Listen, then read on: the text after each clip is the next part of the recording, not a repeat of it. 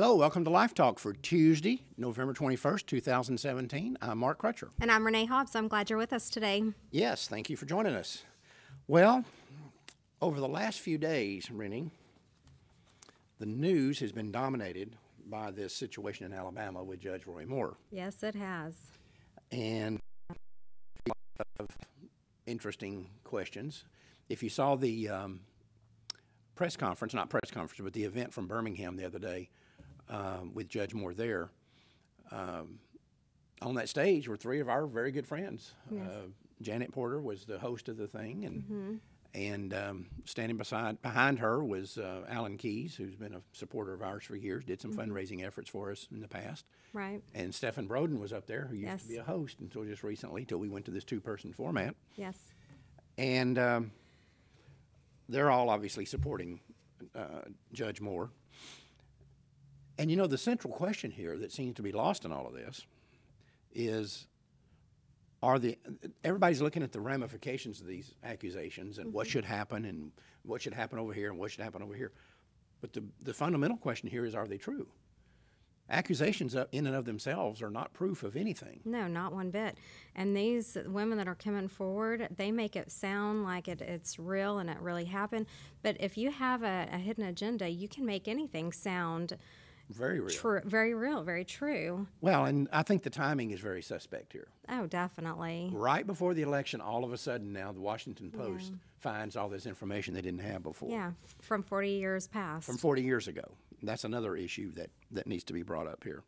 But what happened to the presumption of innocence in our country? Isn't he as innocent as if I accused you of something and I went to the police and they filed charges on you? Even if they've arrested you and filed charges on you, you're innocent. Right, until proven guilty, that's you're right. proven guilty. Right.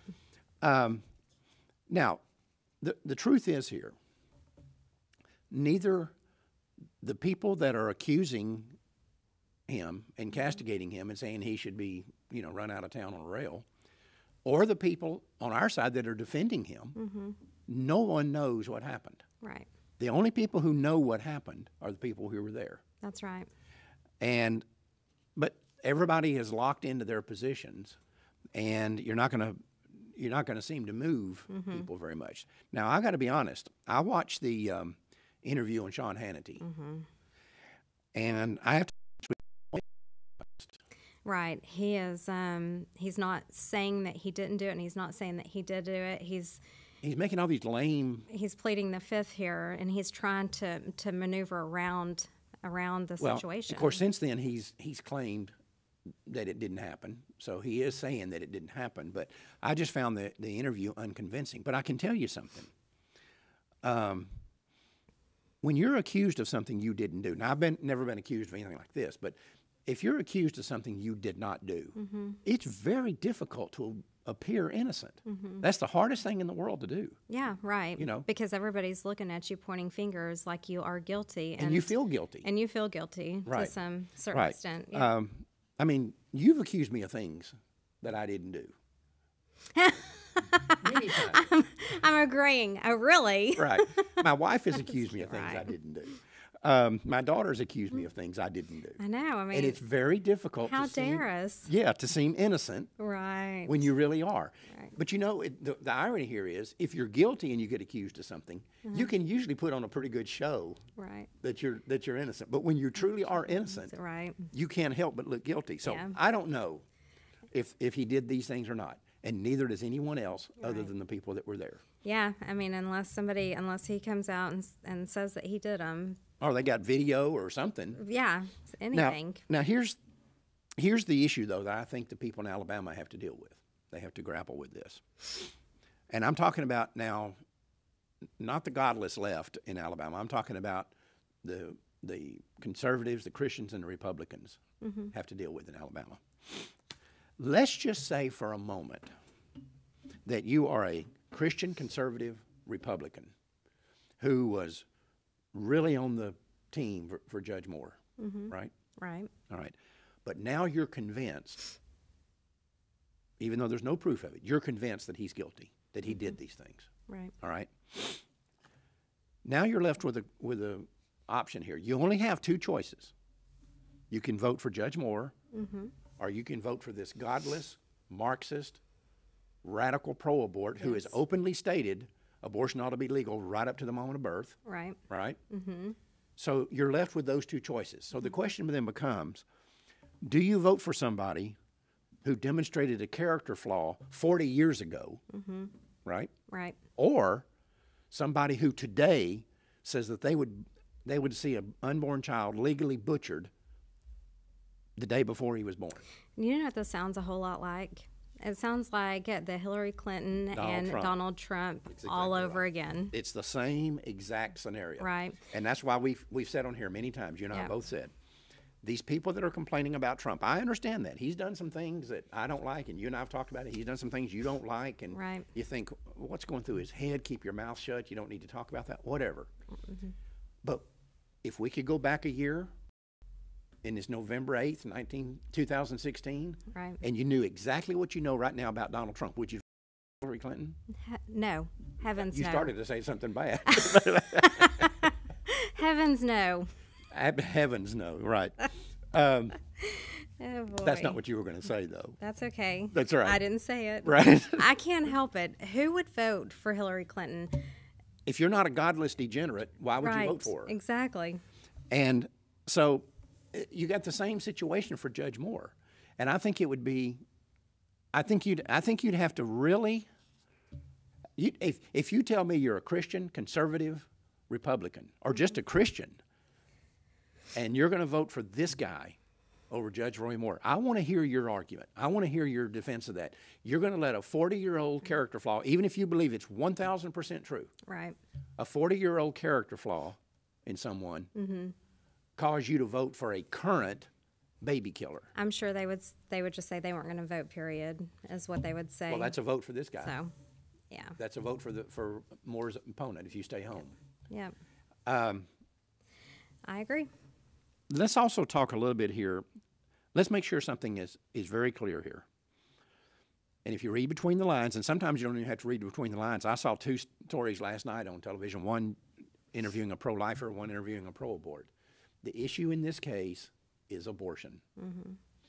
Judge Moore could make this whole thing go away today if he wanted to. In an instant. In a heartbeat. Right. All he'd have to do is come out and say, hey, by the way, of this campaign, I've changed birth, and I would not sign any legislation that would prohibit a woman from having an abortion at any point for any reason, right? Right. The press, the Washington Post, and all the rest of them are going to go, Whew. we're out. Yeah.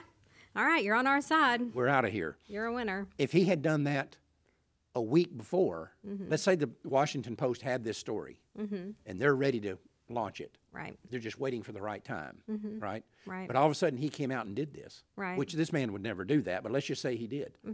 I guarantee you they would have never in a million years printed that story. Right. No, they would. Left that story out. Right.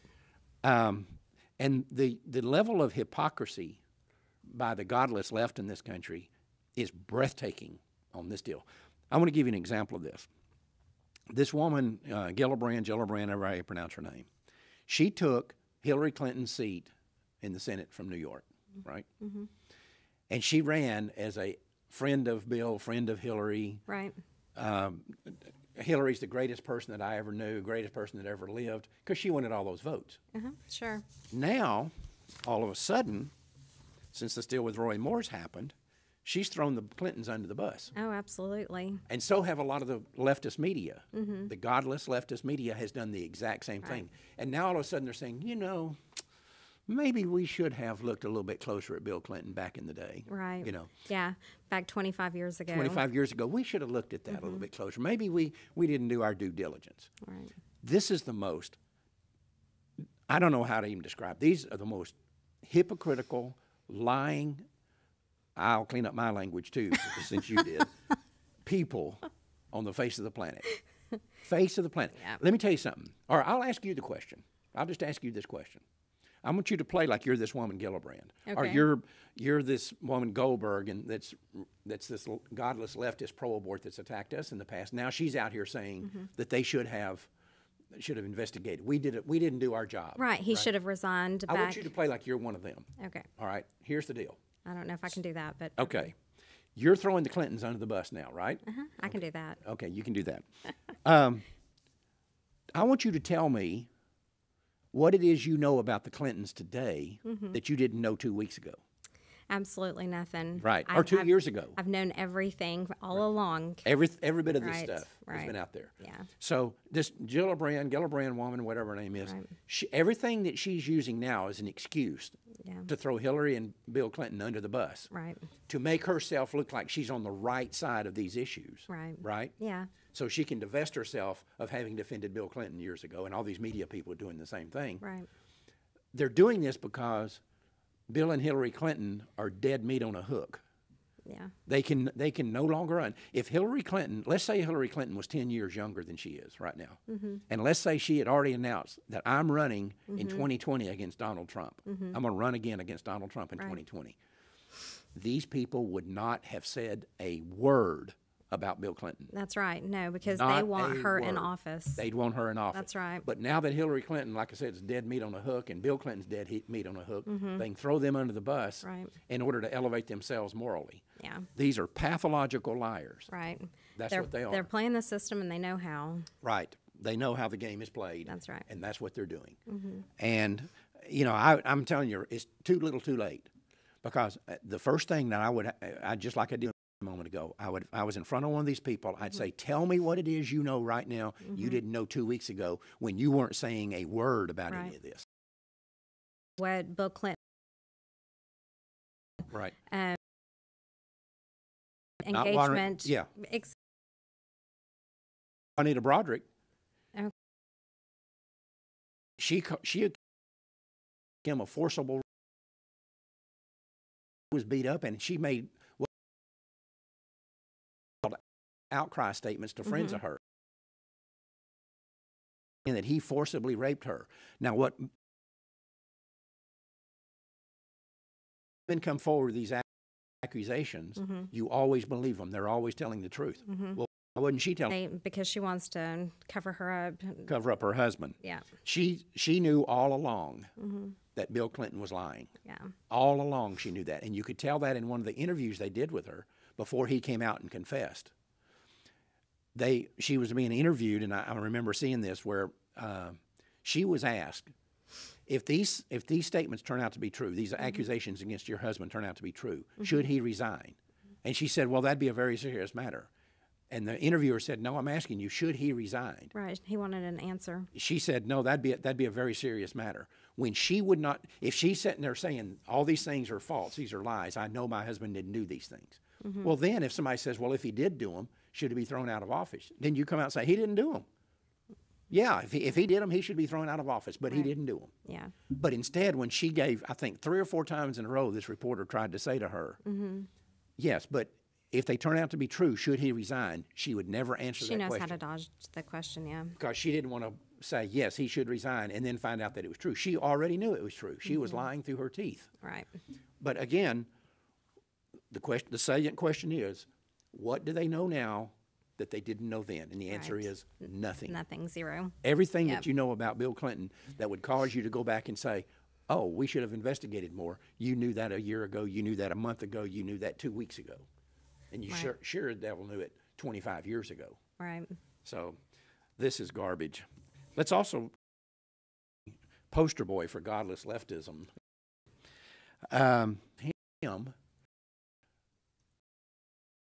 Franken have said.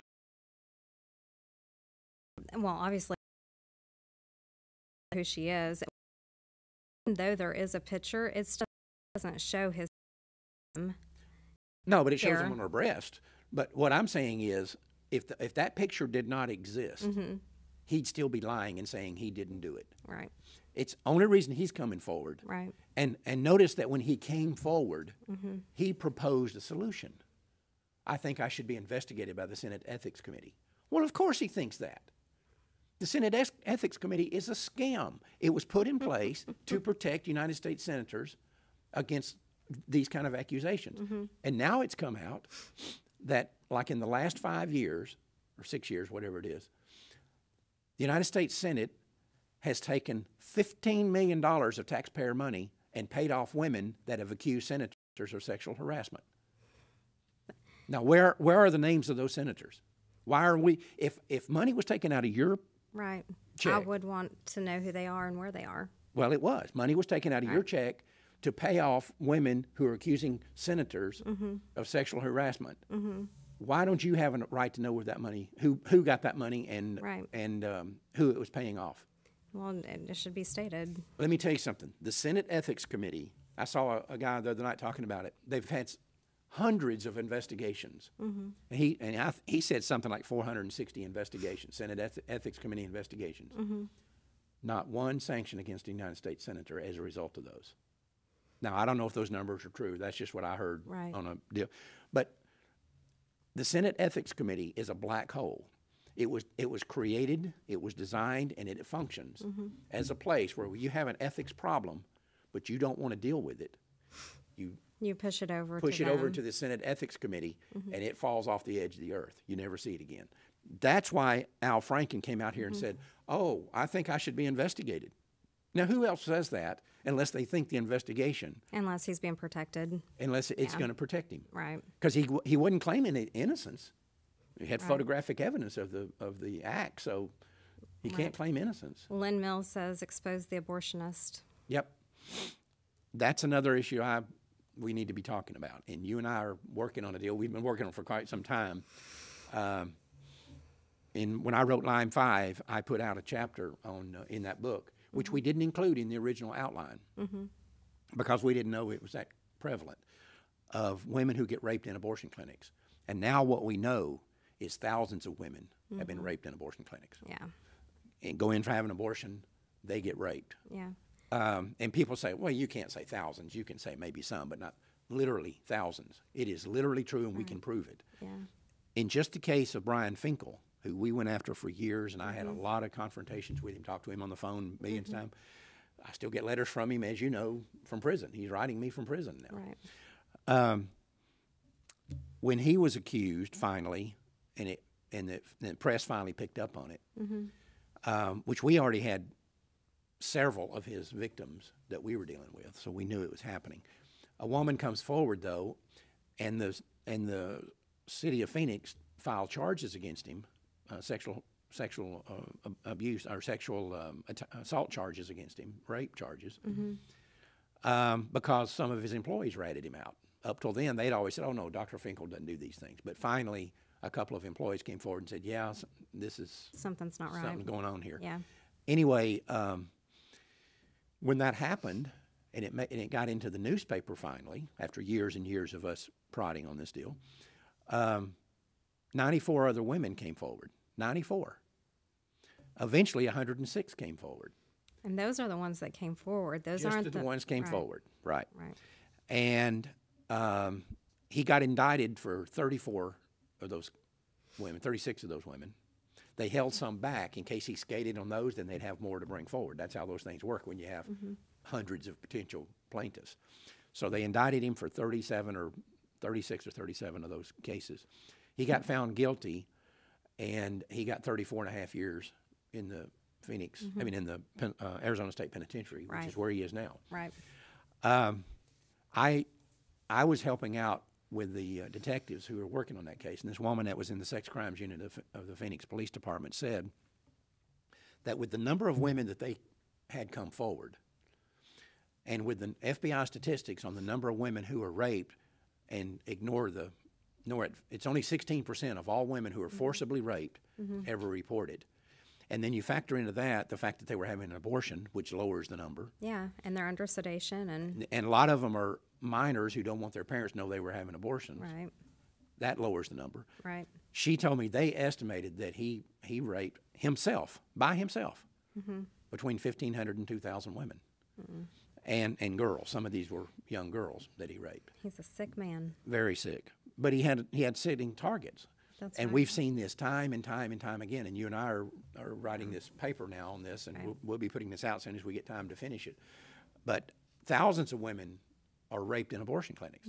Where is the media on this? Because I've said it before, I'll say it again. There's no business on the face of the earth that you can walk in, or just say America. There's no business in America that you can walk into, if you're female, that you're more likely to be raped in than an abortion clinic. That's right. Yeah. And people say, well, why would that be? And the answer is very simple. The overwhelming majority of women who are having abortions are having them to hide either the pregnancy or the fact they're sexually active from someone else. Mm-hmm. So you're a 15-year-old girl, you go into an abortion clinic, and let's say you're there without parental knowledge, or without your parents knowing you're there. Right. And they know you're there without your parents knowing it. And they ask you, well, do your parents know you're here? And she said, oh, no, my parents must never find out. My dad would kill me if he knew about this. Mm-hmm. That abortionist knows whatever I do to this girl, she's not going to tell anybody anything. Right. And we've had abortion clinic employees come to us and tell us that this was going on. Yeah. That's the way we actually originally stumbled onto it. Yeah. So. Yeah. And you're right, Melissa. Dr. Patel is one of them. We've got case studies on him too. Right. We've got tons of them. Yeah. And so update the report that I did in 5 right clinics. But what all this moral outrage more here. It's just there are all these same people when they know about the abortion industry and they're not saying a word. Right. Not saying a word. They're not going to. They're not going to. Yeah. They're not going to. Yeah. But we are, and we're going to finish that report at some point, and it'll be an update of the one that's in line 5. So if somebody wants to read something in the meantime, they can get line 5 and read it there. Right. New cases. But we're getting new cases. Yeah. And it's, like I said, there's no business in the world in which a woman is more likely to be raped than an abortion clinic. I think you could go into the worst biker bar in this country, the worst porn shop in this country, and you're less likely to be raped in there than you are in an abortion clinic. That's right. I agree. I promise you that's true. I agree. What else you got there? Nothing. Nobody's commenting. Nobody's asking questions. Nobody's raising a ruckus. Nobody's threatening us. Anything? Yeah, people are commenting, but it's not open. Okay. Open. So that's it. Yeah, that's it. So if you have any show suggestions, if you'll send them our way through email or phone or however you want to do it, and I'll send you a mug if we use your show suggestion. And sure enough, you forgot to send a mug to a lady, and she called Friday. I'm sorry, Nancy. I know that you're probably watching. You're getting your mug, though. The mug is going out, and I made sure of that. You couldn't trust Renee to do it, so I had to take care of it myself. Your mug is fall in the job. Yep, you fell down on that deal. Anyway, is that it? That's it. All right. Until next time, remember, Life Dynamics is not here to put up a good fight. We're here to win, because winning is how the killing stops. We'll see you next time. Happy Thanksgiving.